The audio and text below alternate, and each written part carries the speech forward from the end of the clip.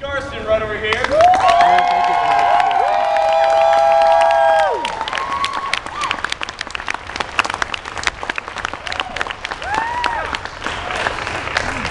Ksenia solo.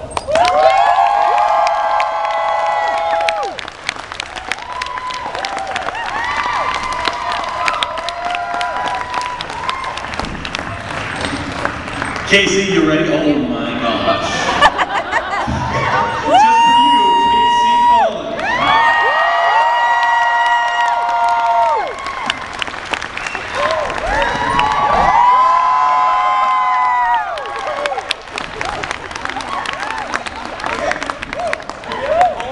Is there a Paul? Paul's doing the cosplay. He's judging it. Is he? Yes, he might be in it.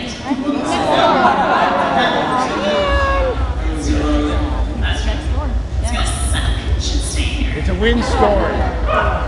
We got a soundtrack. That's awesome. Yeah, I know. I like it. Are you guys exhausted yet? Yes. Yes. You guys are exhausted? I'm good. I mean, this is 3 days of this. But honestly, thank you guys. 3 days with you guys is time well spent.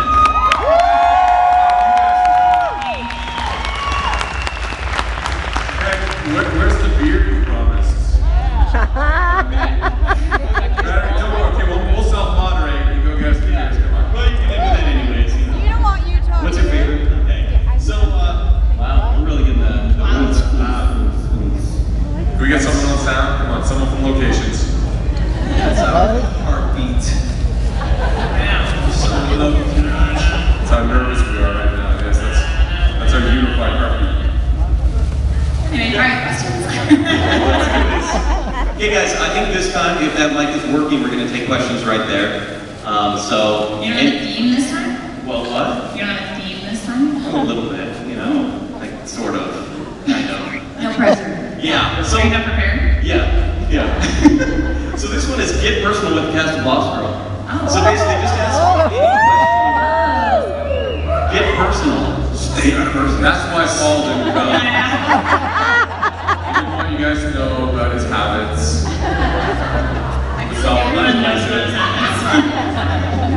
Last time we saw Casey, you put your leg over your head, sort of.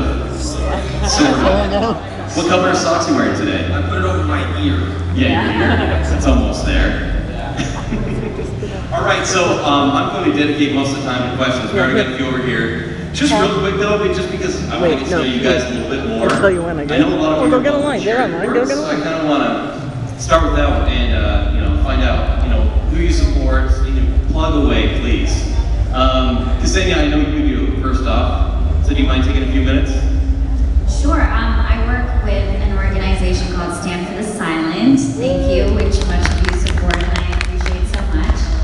I was bullied when I was younger, and so it's something that's very dear to my heart. And I've seen with my own eyes the work that this organization does, and it's pretty incredible, the lives that I've seen changed.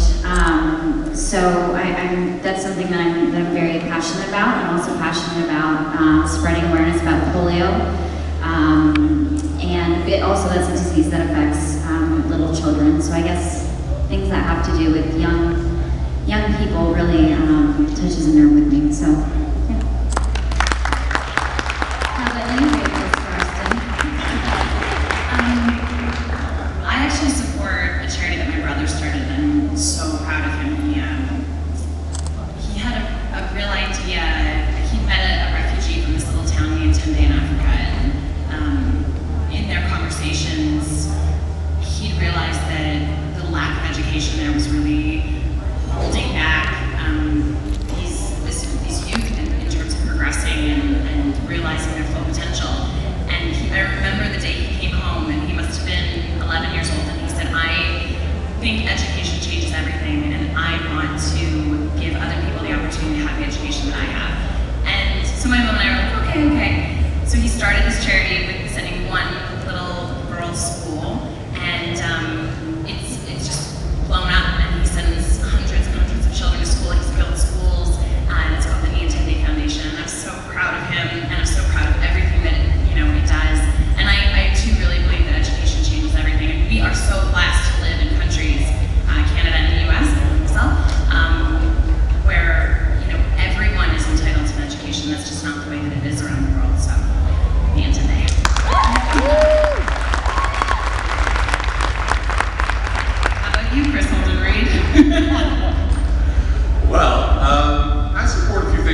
restaurant out at the Symphony, a couple hospitals.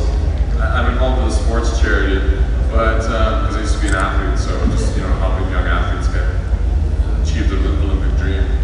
But what I want to start getting involved with is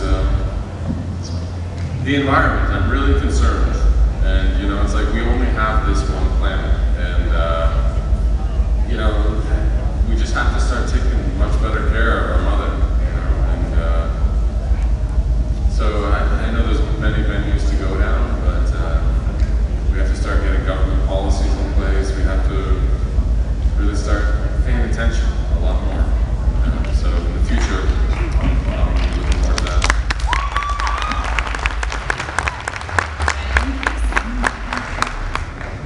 Well, I enjoy anything that has to do with the ocean. Sort of like Kris, the environment. I think it's important that we protect the ocean. Whales, fin, sharks, which is ridiculous. Of course, oil spills. We gotta dolphins. Oh no, it's not a laughing matter. Serious. I sent I'm sure some people have seen it on Instagram and Facebook, in Japan, what they're doing with the dolphins, they're just like, it's almost like a sport, and it's just, it's hard to talk about, but you can find more of that information on my Facebook or anyone else's, I'm sure. So that's my thing. I provide a little bit of education for people in Cambodia, so like pay for their university, stuff like that, which sounds like, oh my God, you're paying all that money for people to go to school. It's really not that much. For an individual to go to university in Cambodia, it costs about $400. And what does it cost for us, right? Thousands. Casey also, though, he's got a large family that he's very humble, though, but he takes care of a large number of people in his own family. I mean, he bought a house for your grandma. He's one of the most generous people I've ever met. We love you, that's what we're saying. I know. Casey, have you seen The Cove, the documentary The Cove? Yeah. Yeah, it's heartbreaking, and it's completely eye-opening. If you guys haven't seen it, you should. And I think that time is coming again in September. September. Yeah, so they'll start, killing more dolphins in September in the Cove, and for whatever reason, it's sport. It's tradition is what they call it, and It's sick. I mean, I deal with karma, but at the same time, I also try to, lend a helping hand. But yeah.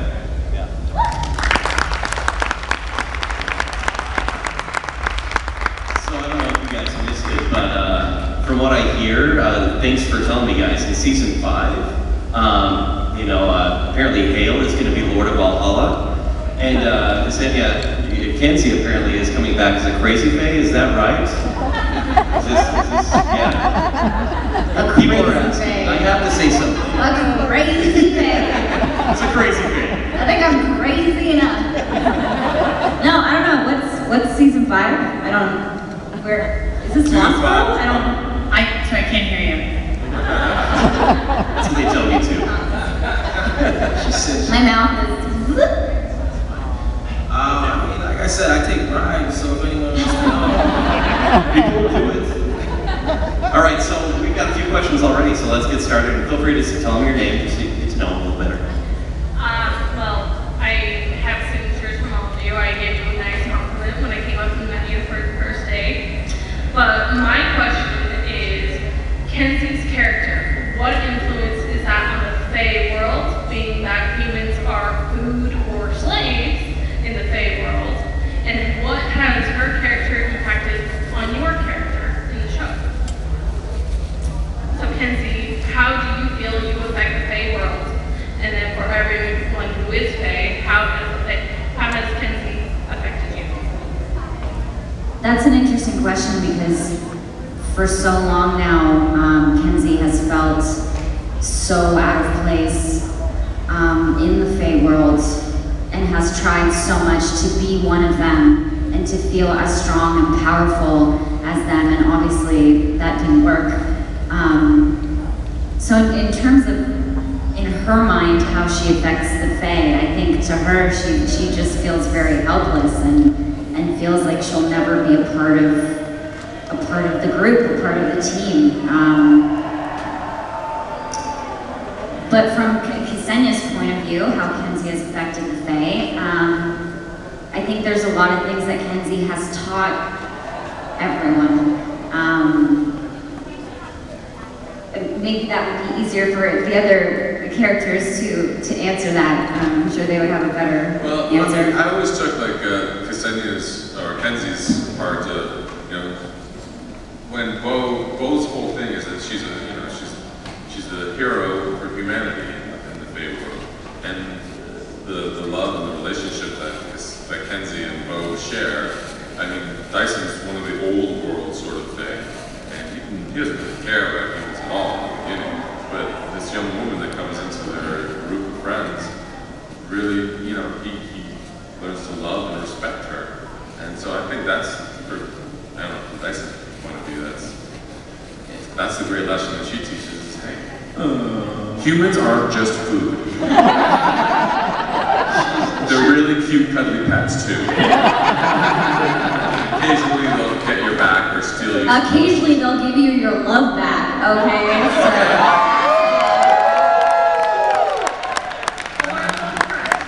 let's not forget that little tidbit.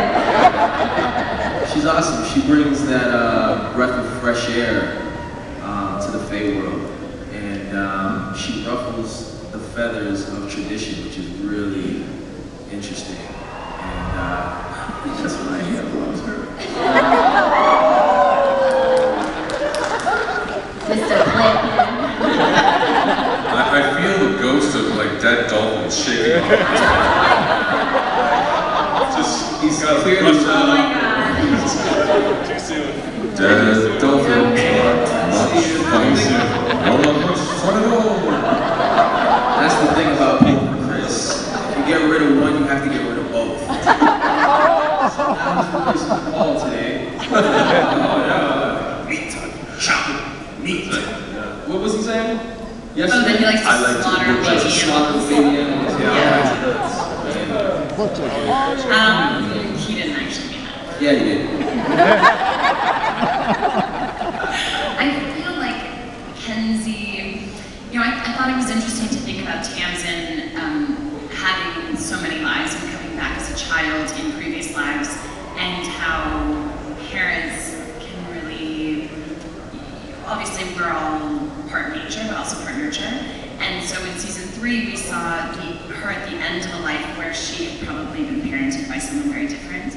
And I love seeing in season 5 how the impact of Kenzie's character resonates within Tamsin and is still very much a part of who she is, whether or not Kenzie is there, which I can't say. But so she's deeply and profoundly affected Tamsin on a whole, and you know, and everything that she has.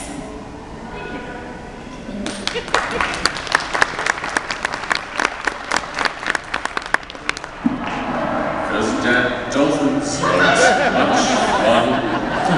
Stick with the bonus.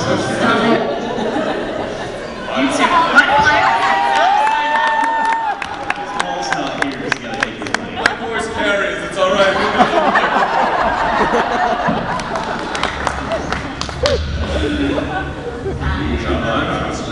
Alright, I have a question about the show person that I got you today, Kris. I asked 3 of them the question prior and it left you out on purpose. Sorry, can you speak louder? It kind of sounds like you're rapping because you got the beat in the background. Well, you know. To your vocals. Okay, thanks. The first one is in season 3, episode 2, where Kenzie's friend is taken by the lizard man. And at the very end, Anna, or Bo, is with the Dreamweaver. And the Dreamweaver sees sees a figure that looks exactly like Anna's or Bo, and she's munching down on something that appears to be flesh. And she looks back, and that's what they're showing on the camera. Or will we find out what that scene was? Because at the end, the Dreamweaver has to leave really quickly, and she says, "What's wrong? What's wrong?" And she's like, "Oh, nothing. It must have been something I ate, or you ate."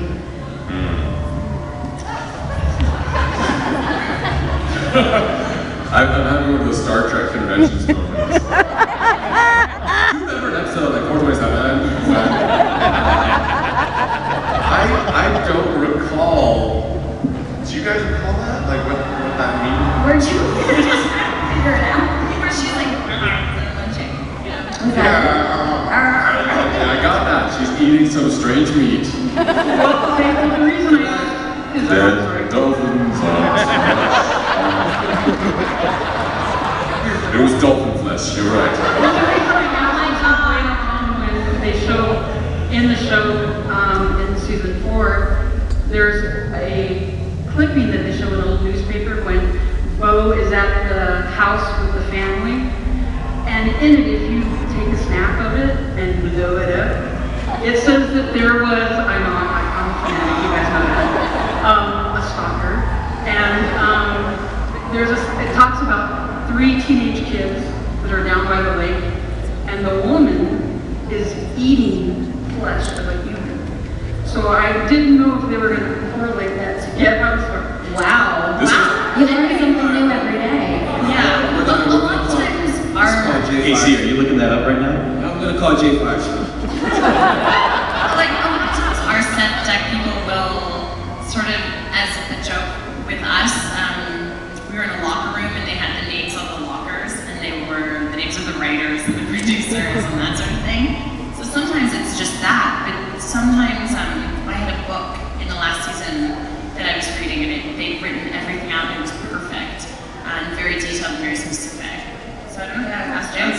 Yeah, that's Rachel's black. What it really is. No idea. No clue. I don't know. Okay, we'll tell you the truth. It's actually a cover-up of True Fae that was found. And this entire show is just to make you believe that. Like the X-Men. Do not believe that the Fae are there, because they really are. And sometimes, you know, it's just a big cover-up, really. Yeah, I can't even remember. Dead dolphins.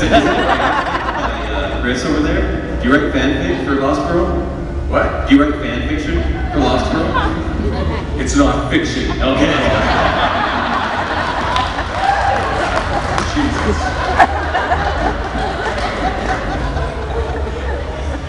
Yeah, so, should we talk about something else? Next question. Yeah, we're going to talk about that. My other question is, in 30 years from now, when you look back, where do you want to be in life in 30 years? And what do you want to leave behind for prosperity for the people that... Where do we want to be in 30 years, and where do we want to be by prosperity? Well, you're pretty old already, so I what know. does that mean? Where do I don't know. Okay, you guys go first. I'm so old, I gotta... 30 years, I'd like to be living somewhere in like Central or South America. If it's not underwater. What's that? If it's not underwater. Yeah, it's not underwater. I'm trying to get my Spanish correct. Because I've been just killing myself trying to make that happen. But I'd like to be doing that, and probably you know, raising some children. And tell them not to be actors. And you know, Golfing. golfing, definitely golfing. Right after this, by the way. What was the second part of the question? It was something about prosperity? Legacy. Legacy? The more we do these type of events, the more it kind of raises the frequency of just being a good human being. And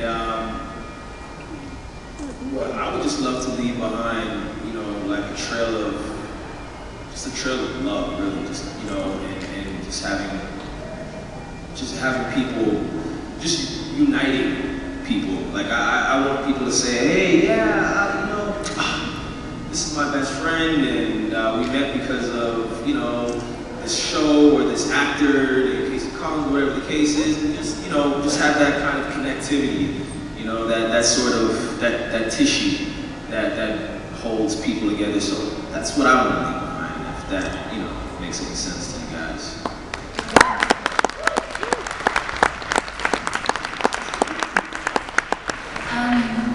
I always love the quote, "We make plans and God laughs," because I have found, I'm a real planner. I have my whole day book, and I have the pen with the 4 different colors, and everything in my life is color coordinated, and I used to make, we're talking like decade plans of everything that I would do, and I found that not only did those plans not generally come to fruition, but the things that happened were so much better.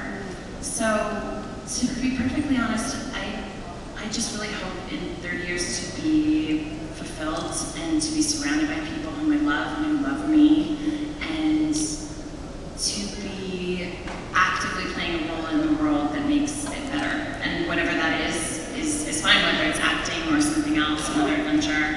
I love adventure, so that's fine by me. And the legacy that I would like to leave, I guess is small in the grand scale or scheme of things, but a similar legacy that my father left with me when he passed away. And that was just one of really being present in the lives of the people who are important to me, and really loving and giving kindness and grace to everyone else.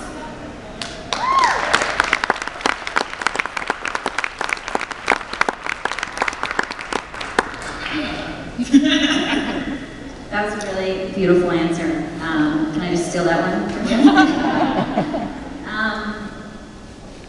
I think we're very similar that way. I'm like, just have to have every second of life planned out, and it never pans out the way you think it is, which is the beauty of life.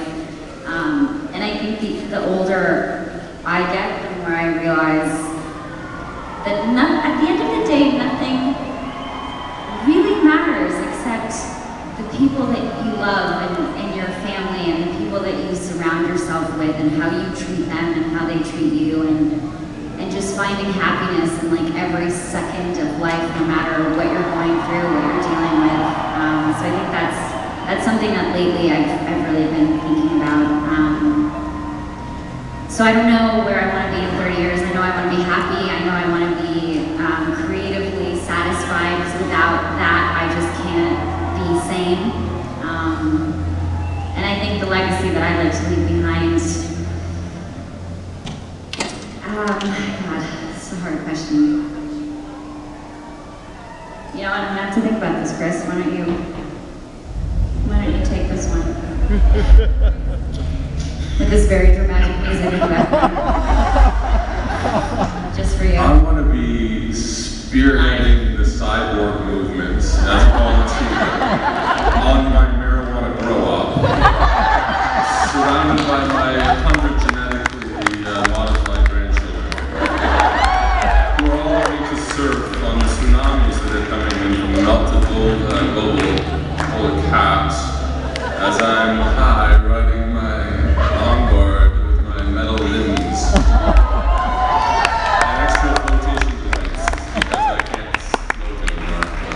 Once again, as a legacy, that's just like in the now. But before that, the legacy that I want to leave is, Surfing tsunamis, really? it's gonna be crazy, man. Non-fiction, right? Non-fiction. Lots of dead dolphins. Just washing up on shore, dead dolphin barbecues every day. Oh my God! Kris isn't getting invited to dinner tonight.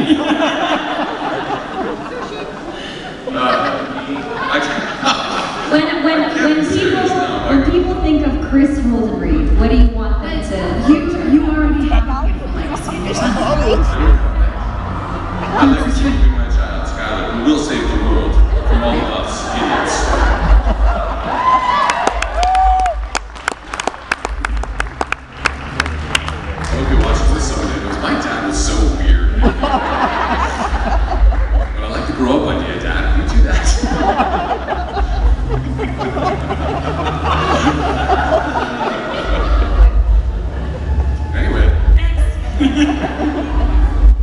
Thank you.